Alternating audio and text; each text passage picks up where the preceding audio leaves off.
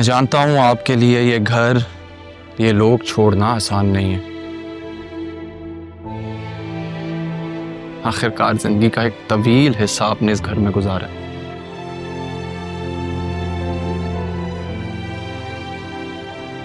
लेकिन आप भूल रही हैं अम्मी कि हमें यहां से जाने का हुक्म दिया किसने?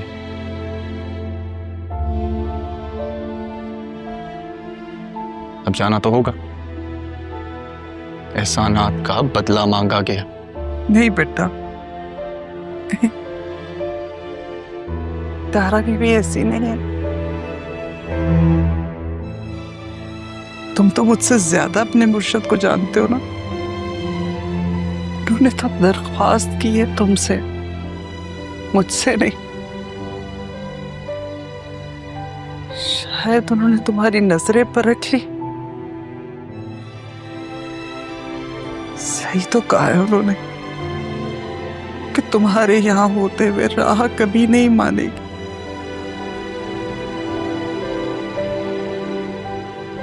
और क्या करती है अरमान, उनकी मजबूरी को समझो बेटा। वो एक माँ है। वो माँ कभी अपनी औलाद के साथ नहीं रही, कभी उसे नहीं मिली। और किस्मत का खेल देखो, जब मिली तो ऐसे, तो ना मिलने के बराबर। और वो क्या करते, इसी तरह कफारा अदा करना चाहती अपनी गलती। इसीलिए उन्होंने तुमसे ये बात की।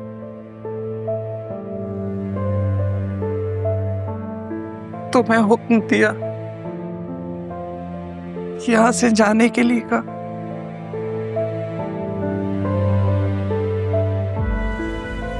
मैं मानता हूं सबकी मजबूरी है, आई अंडरस्टैंड। लेकिन अब मेरी भी मजबूरी है कि मैं अपनी माँ को इस घर से बाहर लेके जाऊं। मैंने इंतजाम कर लिया, टाइम भी ले लिया, देर हो रही, आ जाए। अरमान, इतनी जल्दी हम कहाँ जाएंगे? हमारे पास तो रहने के लिए भी जगह नहीं है। आपका बेटा असिस्टेंट कमिश्नर है अम्मी। क्या लगता है आपको एक घर ढूंढने में कितनी देर लगेगी मुझे? कहा ना इंतजाम कर लिया, आ जाए। और वो आपका घर होगा, सिर्फ आपका। कोई आपको वहां से जाने का नहीं कहेगा। नहीं बेटा, ये मेरा नहीं, हमारा घर होगा। बिल्कुल, हमारा घर।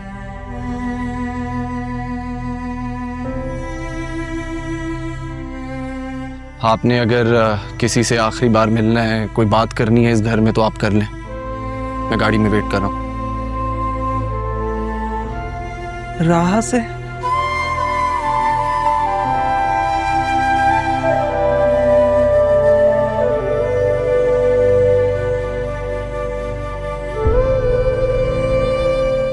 जो तुम्हारे दिल का आलम हुई, मेरे दिल का भी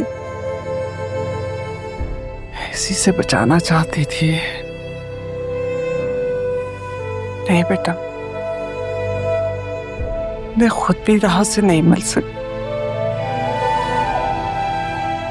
अगर उससे मिल लिया तो मैं यहां से जा नहीं सकूं।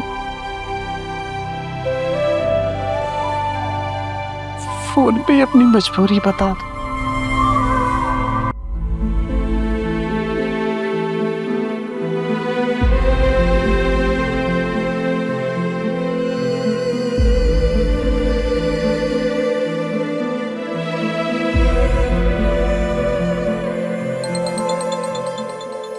तारा,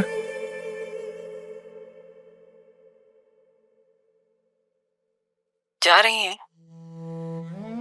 हाँ तारा, आज हम दोनों माँ बेटे ने अपनी पनाहगाह छोड़ दी, सिर्फ तुम्हारी और तुम्हारी बेटी की खुशी की खातिर।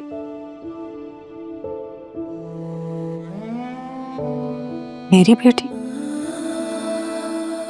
सीने से तो आपने हमेशा लगा कर रखा है उसे। और आज सिर्फ मेरी बेटी हो गई। हाँ, लेकिन मैंने तो सिर्फ पाला है उसे। तुम तो उसकी माँ हो, इसलिए सबसे ज्यादा हक तुम्हारा, और होना भी चाहिए, क्योंकि तुमने भी तो बहुत कुछ सहा है ना। एक बात याद रखना तारा, मेरी और मेरे बेटे की वजह से कभी भी तुम्हें या तुम्हारी बेटी को तकलीफ नहीं पहुंचे।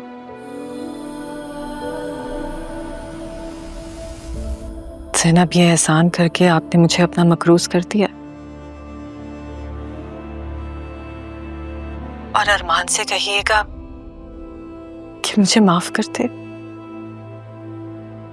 मैं अपनी गलतियों से डर गई हूँ, इसलिए अपनी बेटी को उसी रास्ते पर चलता हुआ नहीं देख सकती जिसमें मुझे उस तक आने में 20 साल लग गए।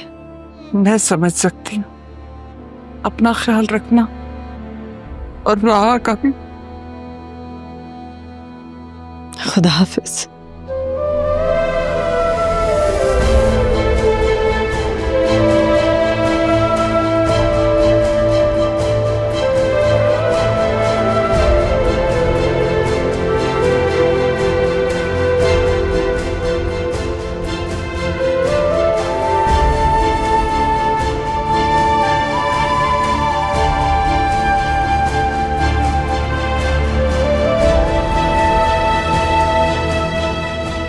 राहा, ये देखो मैं तुम्हारे लिए शॉपिंग करके लाई हूँ।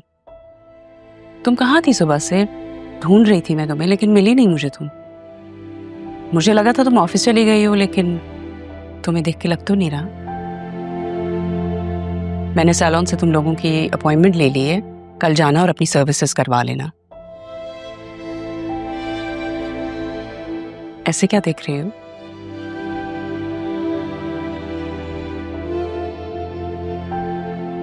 तुम्हारी बातों ने मेरे दिल को बदला है बेटा। मुझसे जो गलतियां हुई हैं मैं उनको ठीक करना चाहती हूँ। इतना हक तो दोगी ना मुझे? ये देखो, ये तुम्हारे निकाह के लिए मैं ड्रेस लाई हूँ। अगर तुम्हें अच्छी ना लगे तो कल जाके इसे चेंज करवा लेना। मामा, ये सब किसके लिए लेकर आई हैं आप? बेटा, ये सब कुछ राहा के लिए लाई हूँ। इसका निकाह हो रहा है तो जाहिर है सब कुछ इसी का तो है। अरे अच्छा किया तुम भी आ गई। देखो ना, ये इतना कुछ मैं राहा के लिए लाई हूं, लेकिन ये तो कुछ बोल ही नहीं रही। इस सब की कोई जरूरत नहीं थी आसिया, खुद ही ले लेती ना ये। नहीं तारा, जरूरत है। मैंने राहा के साथ जो कुछ भी किया वो ठीक नहीं था। मेरी गलतियों के बावजूद इसने मुझे गले लगाया, मुझे माफ किया।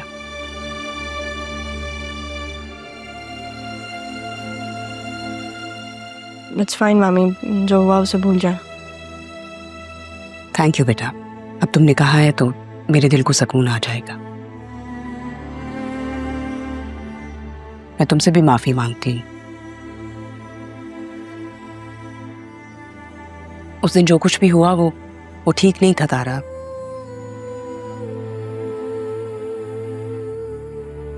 जाने अनजाने में मैंने बहुत गलतियां की हैं। अगर हो सके तो तुम भी मुझे माफ कर दो।